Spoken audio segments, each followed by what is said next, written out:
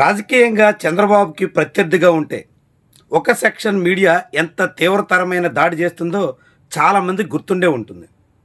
Senior ఎన్టీఆర్ని నగ్నంగా అర్ధనగ్నంగా చిత్రీకరించడానికి కూడా ఈనాడు లాంటి వాళ్ళు వెనకాడిన దాఖలాలు లేవు.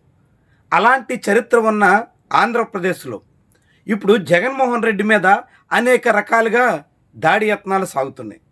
ఎక్కడ ఏది జరిగినా దాని వెనక జగన్మోహన్ రెడ్డి ఉన్నారు అని చిత్రీకరించడానికి ఏమాత్రం సంకోచించట్లేదు.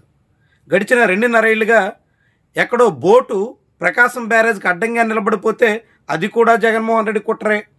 భారీగా వర్షాలు కురిసి క్లౌడ్ బరస్ట్తో వరదలు వస్తే బుడమేరు వరదలు కూడా జగన్మోహన్ రెడ్డి సృష్టే.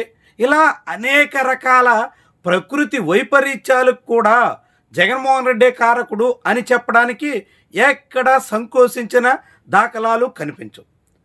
అలాంటి తెలుగుదేశం అనుకూల మీడియాలో తాజాగా ఎన్టీఆర్ రాజకీయ పార్టీ ఏర్పాటు, దానికి ముందుగా సేవా కార్యక్రమాలకు పూనుకుంటున్నారు అనే ప్రచారం వెనక వైఎస్ఆర్సీపీ ఉందంటూ వార్తలు వచ్చేస్తున్నాయి. ఏకంగా బెంగళూరులోని జగన్మోహన్ రెడ్డి ఇంటినే క్యాంపుగా చేసుకుని రా ఎన్టీఆర్ అనే పేరుతో సర్వీసులకు పూనుకుంటున్నారు అని కూడా ఆంధ్రజ్యోతి, ఏబిఎన్ లాంటి వాళ్ళు చిత్రీకరించడానికి వెనకాడలేదు. విశేషం ఏమంటే ఆ సంస్థ చెన్నైలో ఉంది. ఆ సంస్థ వ్యవస్థాపకుడు తెలుగుదేశం పార్టీ సభ్యత్వం కలిగినటువంటి నేత.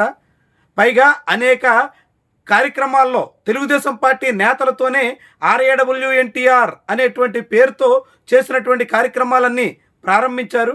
అలా టీడీపీ నేతల కనుసన్నల్లో, టీడీపీ నేతల ఆధ్వర్యంలో RAW అనేటువంటి కార్యక్రమాలు నిర్వహిస్తుంటే ఆ పేరుతో ఈ నెల 18వ తారీఖున జరగబోయే సభ జగన్మోహన్ రెడ్డి సృష్టి అని కూడా ఆంధ్రజ్యోతి లాంటి వాళ్ళు ఎక్కడ సిగ్గు లేకుండా కథనాలు రాసిస్తున్నారు. ఏమనాలా? చాలా ఆశ్చర్యకరమైనటువంటి విషయం. నిజంగా వైఎస్ఆర్సీపీ కోసమే ఎన్టీఆర్ పార్టీ పెడుతున్నారా అనేటువంటి అనుమానాలకి ఆస్కారం ఇచ్చేలా కనిపిస్తుంది. అయితే రాష్ట్రంలో అస్థిరత కల్పించాలని, రాష్ట్ర రాజకీయాల్లో తెలుగుదేశం పార్టీ శ్రేణుల్లో గందరగోళం సృష్టించాలని వైఎస్ఆర్సీపీ ఇదంతా కుట్ర పన్నింది. ఇది ఆంధ్రజ్యోతి లాజిక్. ఏమైనా అర్థం ఉందా? రాష్ట్రంలో 93% స్ట్రైక్ రేటుతో కూటమి ప్రభుత్వం అధికారంలో ఉంది. రావణ్ వీడియోలు చేస్తే అస్థిరత సృష్టించడానికే ఇప్పుడు ఎవరో RAWNTR అనే పేరుతో యాక్టివిటీ స్టార్ట్ చేస్తే దాని వెనక వైఎస్ఆర్సీపీ ఉండి అది కూడా అస్థిరత కలిగించడానికే అని అంటే జనం నవ్విపోదురుగాక నాకేటి సిగ్గు అన్నట్టుగా చూడరా? ఎంత విడ్డూరమైనటువంటి తీరున తెలుగుదేశం అనుకూల సెక్షన్ మీడియా, టీడీపీ అనుకూల మీడియా వ్యవహరిస్తుందో ఈ ఉదంతాలన్నీ మనకి చాటుతాయి. నిజానికి ఎన్టీఆర్ చాలా వ్యూహాత్మకంగా సాగుతున్నారు. రాజకీయంగా ఆయనకి భారీ ఆకాంక్ష ఉంది అన్నది ఎవ్వరూ కాదనలేని సత్యం. ఆఖరికి ఏబిఎన్ రాధాకృష్ణ కూడా ఎన్టీఆర్ రాజకీయంగా ఆరంగేట్రం కోసం అర్రులు చేస్తున్నారు అన్న విషయాన్ని తోసి పుచ్చలేనటువంటి అంశం. అలా ఎన్టీఆర్ తన రాజకీయ ఆకాంక్షలకు అనుగుణంగా అడుగులేస్తుంటే అది కూడా వైఎస్ఆర్సీపీ కోసమే అని సూత్రీకరించడం ద్వారా ఏబిఎన్, ఆంధ్రజ్యోతి, టీడీపీ క్యాంప్ ఎంతగా వైఎస్ జగన్మోహన్ రెడ్డి అంటే కలవరపడుతుందో, వైఎస్ జగన్మోహన్ రెడ్డి వ్యవహారాలు చూసి తీవ్రంగా కలత చెందుతుందో ఇట్టే అర్థమవుతోంది.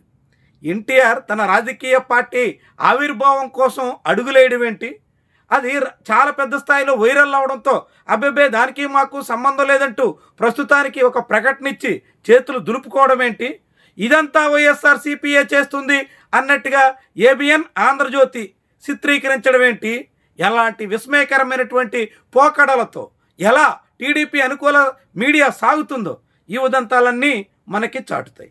నిజానికి ఆంధ్రప్రదేశ్లో ఎన్టీఆర్కి ఇప్పటికిప్పుడే స్పేస్ లేదని చాలా క్లియర్గా తెలుసు.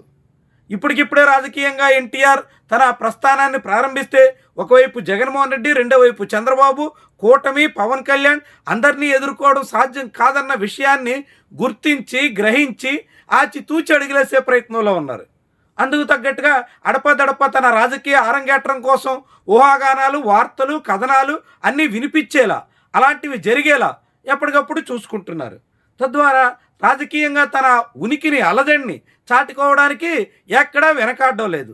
ఇదంతా టీడీపీ క్యాంపుకి తెలిసినప్పటికీ తన పార్టీ శ్రేణుల్ని గందరగోళంలో, తన పార్టీ శ్రేణుల్లో కదలికొచ్చి ఎక్కడ నారా లోకేష్కి వ్యతిరేకంగా మారతారో, ఎక్కడ తెలుగుదేశం పార్టీలో నాయకత్వం మీద తిరుగుబాటు చేస్తారో అనే భయాందోళనలకు టీడీపీ వచ్చేస్తుందా అని అనుమానించాల్సి ఉంటుంది. ఆంధ్రజ్యోతి ఇలాంటి వార్తలు రాసిందంటే యథాలాపంగా జగన్మోహన్ రెడ్డి మీద బురద జల్లి చేతులు దులుపుకునే ప్రయత్నం అయితే కాదు. గుడ్డగాల్చి ముఖం మీద వేసేసి పక్కకు తప్పుకుందాం అనే ఆలోచన అయితే కాదు. ఇది పక్కాగా ప్రణాళిక ప్రకారంగా తెలుగుదేశం పార్టీలో ఇప్పటి నాయకత్వం పట్ల అసంతృప్తితో ఉన్నటువంటి వాళ్ళందరిలో కదలిక రాకుండా కట్టడి చేసే ప్రయత్నం అని మనం భావించాల్సి ఉంటుంది. తెలుగుదేశం పార్టీలో ఇప్పటికే ఎమ్మెల్యేల దగ్గర నుంచి ముఖ్యమైనటువంటి నేతల వరకు సాధారణ కేడర్ అయితే పూర్తి అసహనాన్ని ప్రదర్శిస్తున్నారు. ప్రభుత్వ తీరు మీద తీవ్రంగా కలత చెందుతున్నారు. మళ్ళీ జగన్మోహన్ రెడ్డి అధికారంలోకి వస్తారేమో అనేటువంటి ఆందోళనతో అనేక మంది సోషల్ మీడియా ప్లాట్ఫామ్స్ కూడా దూరంగా గడుపుతున్నారు. ఇలాంటి వాళ్ళంతా ఇప్పుడు మళ్ళీ ఎన్టీఆర్ బయటకు వస్తే, రాజకీయంగా ఎన్టీఆర్ ప్రస్థానం ప్రారంభిస్తే అటువైపు సమీకృతమయ్యే ప్రమాదం ఉంటుందన్నది టీడీపీ ఆందోళన.